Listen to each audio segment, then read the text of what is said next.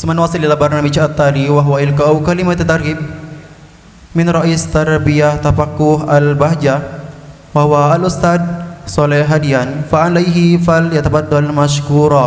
اللهم صل على سيدنا محمد. Bismillahirrahmanirrahim. Assalamualaikum warahmatullahi wabarakatuh.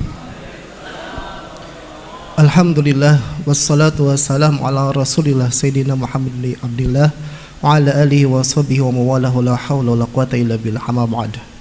Subhanaka la ilma lana illa ma 'allamtana innaka antal alimul hakim. Amma ba'd. Yang kita hormati, kita cintai, kita doakan selalu dan kita taati dengan sepenuh hati tanpa penawaran guru kita semua Abu Yahya. Semoga Allah Subhanahu wa taala panjangkan umur beliau dalam keadaan sehat walafiat, dan semoga kita semua dijadikan murid-murid beliau yang tulus, murid-murid beliau yang siap untuk melanjutkan membantu perjuangan dakwah beliau, yaitu memperjuangkan agamanya Allah Subhanahu wa taala. Dan saya hormati, saya banggakan para pengurus daripada Pontren, ketua divisi Pontren yaitu Ustadz Ik Muhammad Iqbal Nawawi, dan juga Kasubdif Ustadz Alfi Septiana, dan juga para asatid yang hadir di sini.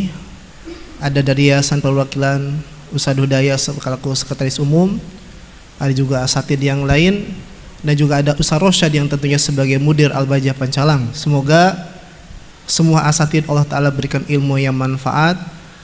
Semoga beliau semua diberikan sehat panjang umur, kesabaran di dalam mendidik, dan semoga Allah Ta'ala menguatkan kasih sayang asatid kepada para santri, sehingga apapun bagaimanapun tidak pernah lepas untuk mendoakan santri-santrinya. Dan yang saya hormati, saya banggakan para wali santri di rumah yang menyaksikan acara ini. Semoga Bapak Ibu semua diberikan umur panjang oleh Allah, rezeki melimpah, sehat walafiat, mudah dalam melaksanakan taat, dan semoga anak-anaknya semua di sini menjadi anak yang berbakti dan anak-anak yang bisa membanggakan baginda Nabi. Dan juga para santri yang saya banggakan, yang semoga Allah Ta'ala angkat kalian menjadi para kekasih Allah. Kalau hanya doakan jadi ulama nggak cukup. Kenapa? Karena ulama antara ulama sayap kanan atau sayap kiri. Kanan ulama Rabbani, kiri ulama sunauzubillah. Tapi kalau kita doakan kalian jadi wali, yang namanya wali tidak mungkin jadi wali kecuali faham ilmu syariat, dan dia ibadah dengan ilmunya itu sehingga dia menjadi orang yang dekat kepada Allah Subhanahu wa taala. Semoga kita semua diangkat menjadi kasih Allah Subhanahu wa taala. Amin ya rabbal alamin. Ketahuilah para santri Al-Bajah Pancalang, ini kalau kita tidak ada oleh santri ini udah pakai bahasa Arab ini ya. Cuma ini mohon maaf oleh santri kita karena ini acaranya umum, kita pakai bahasa Indonesia. Karena anak-anak Bapak Ibu ini semuanya ini udah pandai bahasa Arab ini. Kalau saya ngelawak cerita-cerita lucu, itu ada yang ketawa, ada yang sampai ke hamam. Kenapa? Nggak tahu, nggak paham mungkin ya. Atau dia tiba-tiba nggak kuat. Nah, pertanda mereka paham ketawa, tapi ada yang bengong. Kenapa? Masih mencerna. Mencerna tuh kok Ustadz ada cerita lucu, bukan nggak paham. Husnuzon kita ya, menghafalkan biar nggak lupa dicatat cerita lucunya, akan disanadkan ke depannya. Waduh, itu bahaya. Perlu diperhatikan selama pembelajaran dengan setahun dengan kalian, banyak hal-hal yang harus dijadikan sebagai acuan di dalam hati kalian. Kalian kalau belajar tanpa adab, sekeras apapun kalian membaca dan menghafal, luntur. Adabnya kepada siapa? Kepada Allah. Kalau kalian adab kepada Allah, maka kepada makhluk siapapun kalian akan beradab, karena yang kalian tuju dari adab itu adalah keriduan Allah, bukan makhluk. Kalau kalian hanya beradab pada ustadz, maka kepada para pejuang yang ada di sini kalian tidak akan beradab.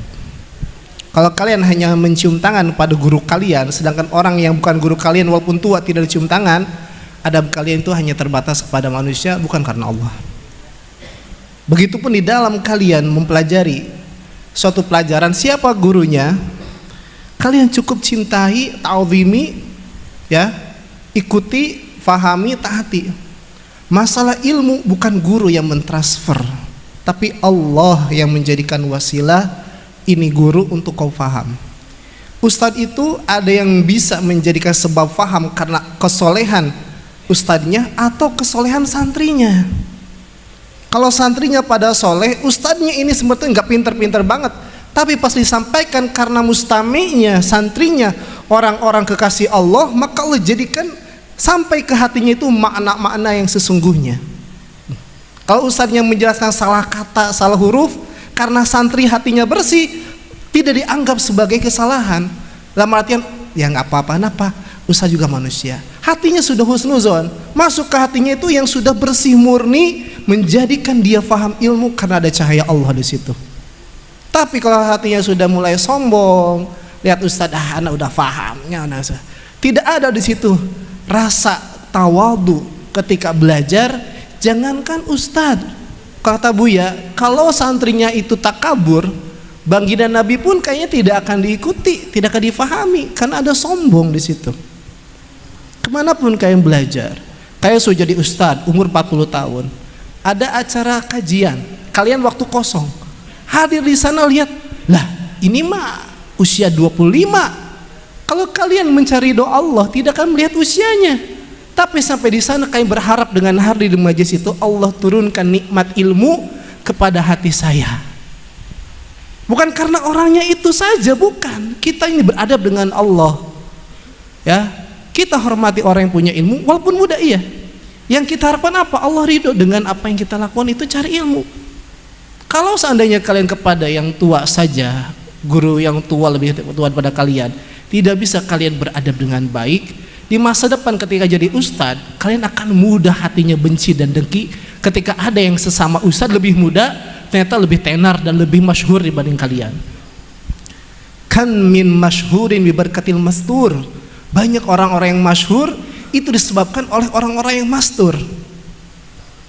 Kalau kalian melihat ada ulama habaib masyhur, tanya sama beliau, siapa yang menjadi sebabnya? Bukan pribadinya, gurunya yang tidak terlihat.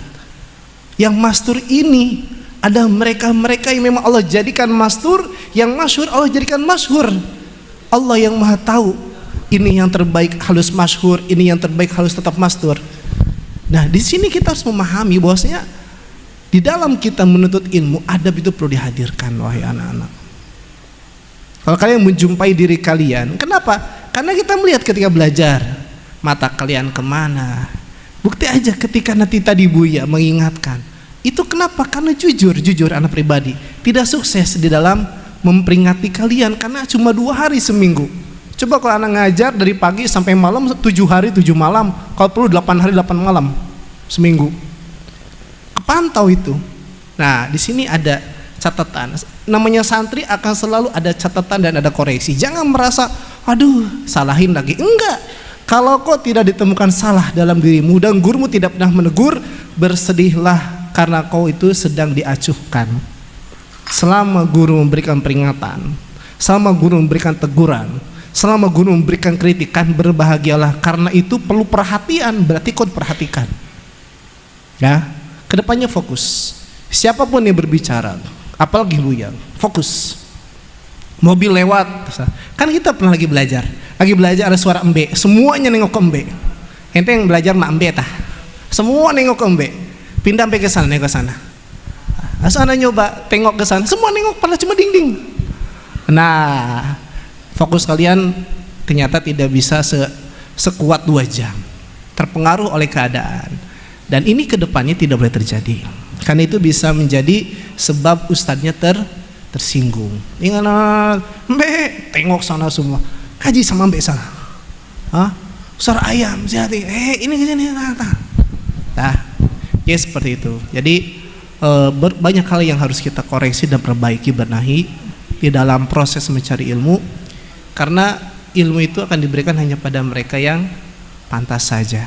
Karena kita tidak ingin kalian menjadi seorang alim sahaja, kita ingin kalian menjadi seorang wali, kekasih Allah. Karena wali itu artinya sudah mengamalkan ilmunya. Betul. Alim boleh, alim gak punya majlis, alim tetap. Tapi ketika dia udah mengamalkan ilmu dengan segala halnya di dalam ibadah pada Allah, wali dia. Apakah wali itu akan menjadi sebuah sebutan atau sebuah panggilan? Itu urusannya Allah. ente ke depan jadi masyhur atau mastur, itu adalah haknya Allah Subhanahu wa taala. Jadi tidak ada orang, oh saya itu wali kenapa? Salat udah, ngaji Quran udah, tinggal nunggu surga ada. Ya, tidak. Seorang wali itu akan merasa dirinya kurang. Bahkan ketika Allah taala berikan sebuah karomah, dia sedih. Kenapa? Khawatir itu adalah sesuatu yang menjadi tujuannya. Makanya mereka selalu takut dan tutup-tutupi. Dan kita tidak akan bermain tentang karomah, tidak. Kita ingin kalian itu mengamalkan ilmu. Kalau kalian tahu ilmu A, B, C, D, halal, haram, subhat, makruh, maka 2, 3, 4 tinggalkan, kalian ambil yang halal saja. Kalau kalian tahu ini adalah wajib dan sunnah, maka jangan sampai kalian mengambil yang mubah dan makruh saja.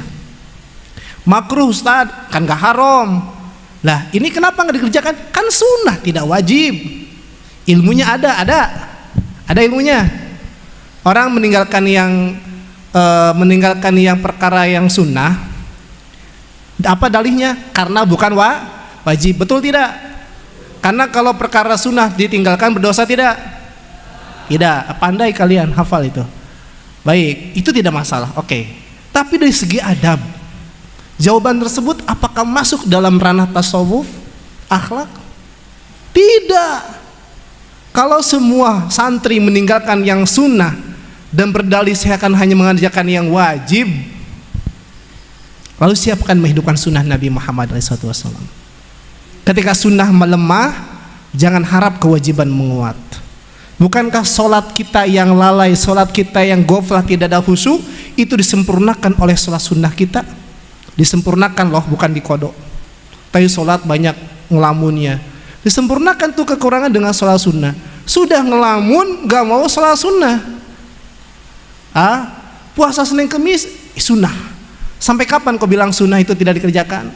Sampai tua nggak sanggup puasa Senin Kemis, sampai nggak tahu Senin Kemis itu apa. Kenapa? Keseringan meninggalkan sesuatu akan menjadikan dia lupa.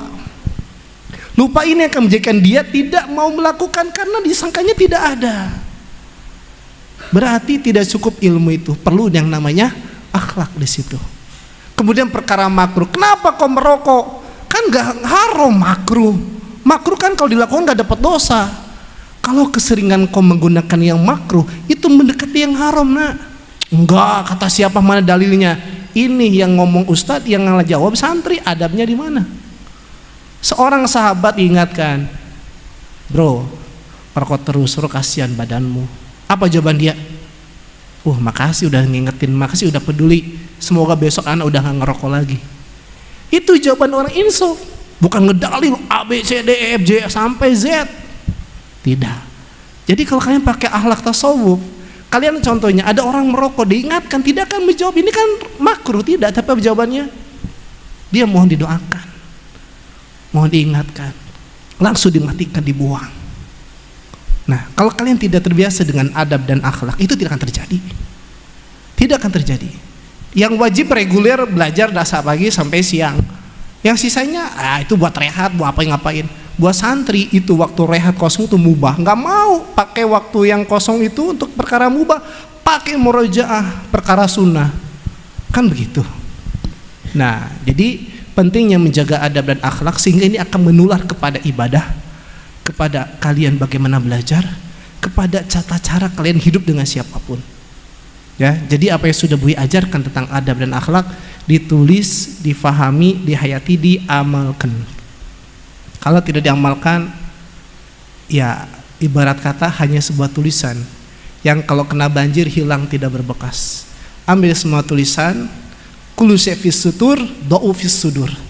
Setiap hal yang ada di dalam tulisan kertas-kertas kalian letakkan di dalam dada kalian. Bukan diletakkan di dada langsung tidur. Kalian baca, faham, kemudian kalian hayati di dalam hati, lalu kalian bayangkan, oh seperti ini rasanya, oh seperti ini. Setelah itu kalian taruh kitab kalian akan berjalan seperti hanya kitab berjalan. Tapi kalau kalian hanya memahami akhlak, ilmu hanya sebatas pemahaman akal, ketika kalian terjadi nauzubillah seseorang kehilangan akalnya, hilang semua adabnya. Tapi orang yang sudah biasa hidup dengan adab akhlak mulia, akalnya hilang, adab akhlaknya akan ada. Kenapa? Karena badannya sudah terlatih dengan kebaikan. Seperti itu gambarannya. Ya, jadi pesan Buya banyak lebar, usah sudah. Ana hanya menyempilkan satu pesan, yang mana pesan ini semoga bermanfaat untuk pribadi dan untuk kalian semua. Karena ini ada ruhnya kesuksesan kalian belajar, itu namanya adab dan akhlak yang memang sudah menjadi moto kita di Al-Bahjah. Tinggalkan kami jika tidak berakhlak, jika berakhlak tidak. Artinya kalian siap tidak memiliki siapapun kalau kalian tidak berakhlak. Itu resiko. Kenapa? Karena kita ini pengen menjadi orang yang berakhlak. Jadi kan tantangan. Wah, Anda nggak berakhlak hari ini, pantas Anda nggak nemenin. Nah, baik. Cukup sekian. Jadi kalau waktu masih panjang, masih ada 5 halaman yang mau disampaikan tentang Islam itu adalah ilmu, adalah agama akhlak, semuanya dibangun di atas akhlak. Cuma nanti kita lanjutkan insya Allah di bulan Ramadan, insya Allah. Ya, kalau enggak ya sudah, ustadz yang lain menyampaikan. Cukup sekian dan mohon doa selalu. Wassalamualaikum warahmatullahi wabarakatuh. Syukran jazilan ala maqad al-qamin